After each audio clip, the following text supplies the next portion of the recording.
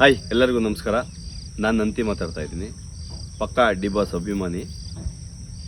ನಿನ್ನೆ ಮೊನ್ನೆಯಿಂದ ವೀಡಿಯೋಸ್ ಮಾಡ್ತಾ ಇದ್ದೀನಲ್ಲ, ತುಂಬ ಚೆನ್ನಾಗಿ ವ್ಯೂಸ್ ಹೋಗ್ತಾ ಇದೆ. ನಮ್ಮ ಡಿ ಬಾಸ್ ಅಭಿಮಾನಿಗಳು ಎಲ್ಲರೂ ಸಪೋರ್ಟ್ ಮಾಡ್ತಾ ಇದ್ದೀರಾ.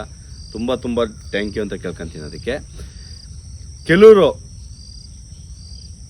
ಹೇಟರ್ಸ್ಗಳು ಏನು ಮಾಡ್ತಾವ್ರೆ ಅಂದರೆ, ನಿನಗೇನು ಮಾಡೋಕ್ಕೆ ಕೆಲಸ ಇಲ್ವನೋ, ನೀನು ಹೋಗಿ ಅವ್ನ ವೀಡಿಯೋ ಮಾಡ್ತಾ ಇದೀಯಾ, ಇವನ್ ವೀಡಿಯೋ ಮಾಡ್ತಾ ಇದೀಯಾ, ಯಾಕೋ ಇವೆಲ್ಲ ನಿನಗೆ, ಯಾಕೋ ಇದೆಲ್ಲ ಶೋಕಿ ನಿನಗೆ, ಈ ಥರ ಎಲ್ಲ ಕಮೆಂಟ್ಸ್ ಮಾಡೋದು ಸ್ಟಾರ್ಟ್ ಮಾಡ್ತಾ ಇದ್ದಾರೆ. ನಾನು ಅವ್ರಿಗೆ ಹೇಳೋದು ಒಂದು ಮಾತು, ಇಷ್ಟ ಇದ್ದರೆ ನೀವು ಮಾಡಿ, ಸರಿನಾ? ಕಾಲು ಎಳೆಯೋ ಕೆಲಸ ಯಾರು ಮಾಡಬೇಡಿ. ಒರಿಜಿನಲ್ ಐ ಡಿ ಓಪನ್ ಮಾಡ್ಕೊಂಡು ಮೆಸೇಜ್ ಮಾಡಿ, ಕಮೆಂಟ್ಸ್ ಮಾಡಿ, ಓಕೆ. ಯಾವುದೋ 4-5 ಜನ ಸಬ್ಸ್ಕ್ರೈಬರ್ ಇರೋ ಓಪನ್ ಮಾಡ್ಕೊಂಡು ಒಂದು 3-4 ಫೋಟೋ ಹಾಕ್ಕೊಂಡು ಇಂಥ ಒಂದು ಫೇಕ್ ಐ ಡಿ ಓಪನ್ ಮಾಡ್ಕೊಂಡು ಸುಮ್ಮನೆ ನೀವು ಬೈಯೋದು ನನಗೆ ಯಾಕೋ ಸರಿ ಅನ್ನಿಸ್ಲಿಲ್ಲ. ದಯವಿಟ್ಟು ಆ ದೊಡ್ಡ ವ್ಯಕ್ತಿ ಬಗ್ಗೆ ಮಾತಾಡಬೇಕು ಅಂದರೆ ಸ್ವಲ್ಪ ಯೋಚನೆ ಮಾಡಿ ಮಾತಾಡಿ. ಇಲ್ಲಿ ಯಾರೋ ಫ್ಯಾನ್ಸ್ ವಾರ್ ಸ್ಟಾರ್ಟ್ ಮಾಡೋಕ್ಕೆ ಬಂದಿಲ್ಲ. ಇಲ್ಲಿ ಇದೀವಿ. ನಮ್ಮ ಬಾಸ್ ಬಗ್ಗೆ ನಾನು ಮಾತಾಡಿದ್ರೆ ನಿಮ್ಗೇನು ಹೊಟ್ಟೆ ಉರಿ?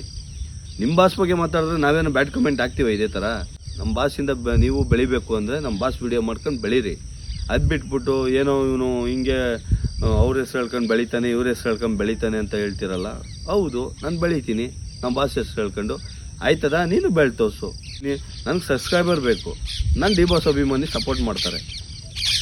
ನಿನಗೂ ಮಾಡಬೇಕು ಅಂದರೆ ನೀನು ರಿಕ್ವೆಸ್ಟ್ ಮಾಡ್ಕೊಂಡು ಕೇಳ್ಕೊ. ಅದು ಬಿಟ್ಬಿಟ್ಟು ಕಾಲು ಎಳೆಯೋ ಕೆಲಸ ಯಾರಿಗೂ ಮಾಡಬೇಡ.